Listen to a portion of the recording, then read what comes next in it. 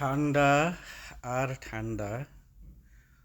পুকুরের পানি স্বচ্ছ, কিন্তু আসলে পানি না, বরফ। পাখিগুলো পানির উপর দাঁড়ানো, বরফের উপর দাঁড়ানো, তারা পানি খেতে চায়, পানি নাই। চতুর্দিকে বরফ, স্বচ্ছ পানির মতো মনে হয় কিন্তু বরফ।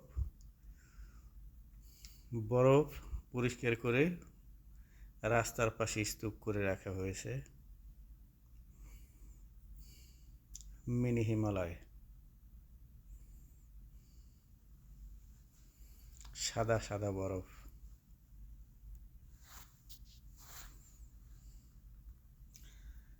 গলে না, কারণ